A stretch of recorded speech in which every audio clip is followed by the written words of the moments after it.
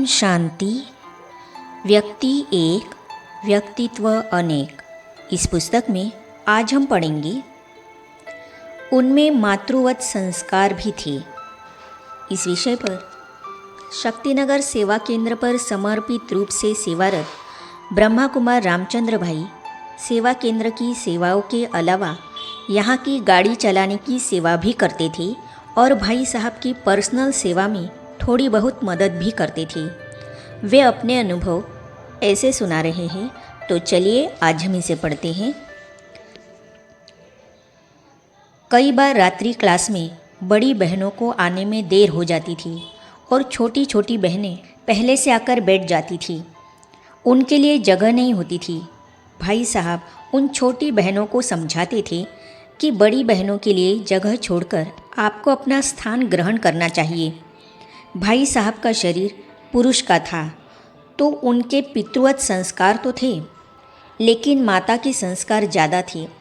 अगर कोई बहन मूड ऑफ होकर भूखी सो जाती थी या कमरे में बैठ जाती थी, तो भाई साहब खुद उसके कमरे में जाकर अपने हाथों से खाना खिलाते थे, उसका मूड ठीक करते थे।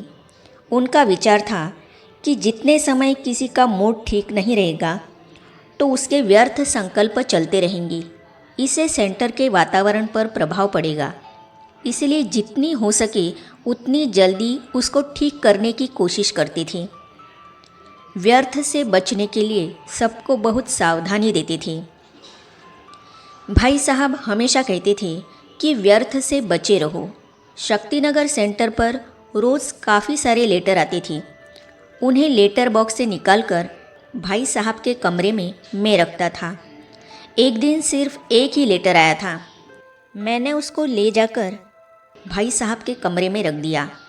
भाई साहब ने पूछा कि आज कोई पोस्ट नहीं आया है क्या? मैंने कहा फलानी जगह से एक ही लेटर आया है।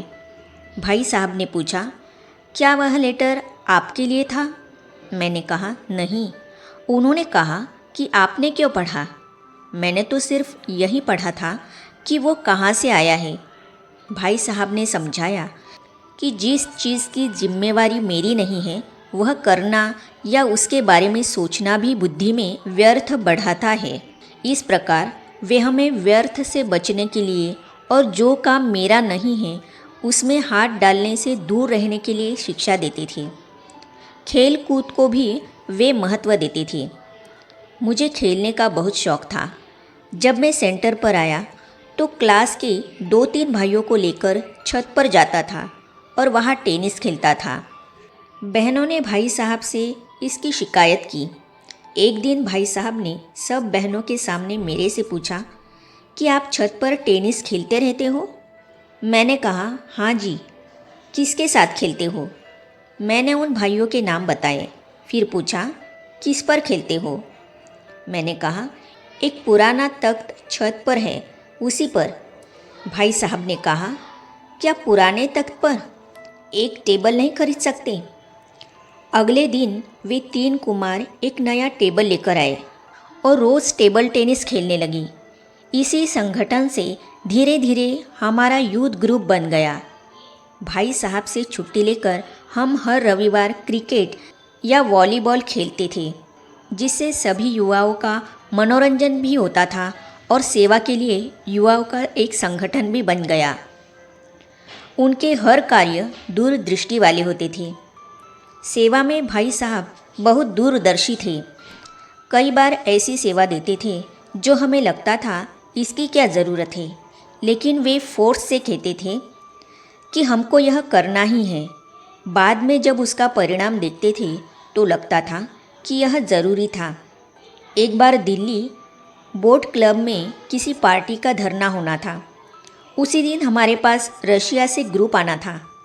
भाई साहब ने एक लेटर बनाकर कहा कि पुलिस हेडक्वार्टर से आज्ञा लेकर आओ कि हमारे मेहमान आ रहे हैं, इसीलिए हमारी गाड़ी को चलने दिया जाए।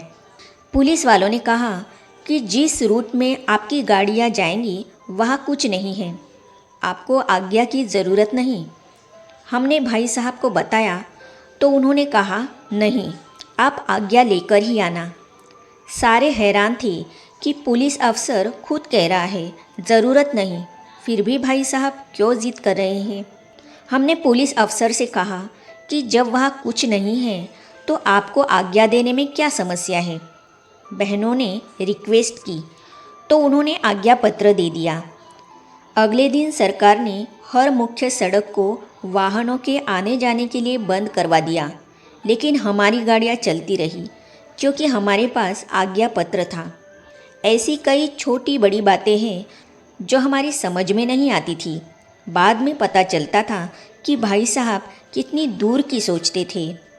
जगदीश भाई साहब बिल्कुल ब्रह्मा बाबा के आचरण पर चले। भाई साहब की सेवा के लिए मधुबन से बड़ी दादी जी ने ब्रह्मा कुमार योगेश भाई को दिल्ली शक्तिनगर भेजा। वे भाई साहब के साथ के अपने संस्मरण इस प्रकार सुना रहे हैं। सन 1997 में मधुबन अर्थात पांडव भवन में सेवा करने आया था। तब मैं जगदीश भाई साहब के बारे में बिल्कुल ही नहीं जानता था। मैं इस लक्ष्य से मधुबन आया था कि मधुबन तपस्या भूमि है, वहाँ तपस्या करके अपना जीवन सफल कर लूँ।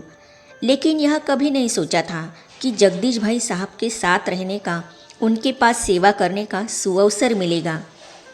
सभी मधुबन वाले जगदीश भाई जी का बहुत रिगार्ड करते थे, परंतु मैंने कभी उन्हें देखा नहीं था। उनके बारे में सुना बहुत था। मधुबन में अमृत वेले योग के बाद ओम शांति भवन के रिसेप्शन में तीव्र पुरुषार्थी ग्रुप का क्लास चलता था। उसमें मैं भी जाता था। उस क्लास में साकार बाबा के बारे में और जगदीश भाई जी के बारे में बहुत गहरी बातों की चर्चा होती थी। साकार बाबा ने जगदीश भाई जी को कैसे आगे बढ़ाया, जगदीश भाई ने यज्ञ के लिए क्या क्या किया, यज्ञ को आगे बढ़ाने के लिए उन्होंने कितनी मेहनत की तथा कैसी कैसी परिस्थितियों का सामना किया, ये सब बातें वहाँ होती थी। इन बातों को सुनकर मुझे अंदर ही अंदर इस अलौकिक जीवन में आगे बढ़ने के लिए नई दिशा मिलती थी। मेरा नंबर लग गया। एक दिन अचानक जगदीश भाई जी के बारे में मधुबन में बातें हो रही थी कि उनकी तबीयत ठीक नहीं है। कुछ दिनों के बाद यह भी समाचार मिला कि उनके लिए एक सेवाधारी चाहिए और वो ऑलराउंडर होना चाहिए। यह भी समाचार मिला कि वे खुद नहीं चाहते कि कोई उनकी सेवा करे, फिर भी बड़ों से बात निकली है कि उनके लिए एक सेवाधारी देना है। उनकी सेवा करने के लिए अनेक भाइयों ने अपने नाम दिए, मैंने भी अपना नाम दिया। उनमें से 3 भाइयों के नाम चुने गए। उन 3 में मैं भी एक था। आश्चर्य की बात यह थी कि वह चांस मुझे मिला। जगदीश भाई साहब उस समय मधुबन के स्वदर्शन भवन में थे। दादी प्रकाशमणि जी और दादी गुलजार जी ने मुझे चुना था और एक दिन खुद दोनों मुझे जगदीश भाई जी के पास ले गए और उनसे कहा कि यह भाई आपकी सब सेवा करेगा। जगदीश भाई चुप रह गए, कुछ बोला नहीं। न चाहते हुए भी उनको दोनों दादियों की बात माननी पड़ी। फिर जगदीश भाई जी ने मुझे 10 दिन तक मधुबन में रखा और कहा कि आपको जो सेवा नहीं आती है वो यहाँ सीख लो, क्योंकि दिल्ली जाकर तुम्हें सिर्फ मेरी सेवा नहीं करनी है, सारी बहनों की अर्थात सेंटर की भी सेवा करनी है। मैंने हाँ कह दिया और मधुबन में रहकर सब तरह की सेवा सीख ली। आगे हम पढ़ेंगे। दिल्ली में मैं बिल्कुल नया था और आयु में छोटा भी। लोगों से सुना था कि दिल्ली वाले बहुत होशियार होते हैं और साथ साथ बहुत चालाक भी होते हैं। तो इन अनुभवों को हम पढ़ेंगे अगली कड़ी में। तो ये जानने और पढ़ने के लिए इस चैनल को सब्सक्राइब करने के साथ ही साइड में जो बेल आइकॉन है उसे भी क्लिक कीजिए, ताकि आने वाली सभी वीडियो और अब तक की सारी वीडियो आप तक पहुंचती रहेगी। ओम शांति।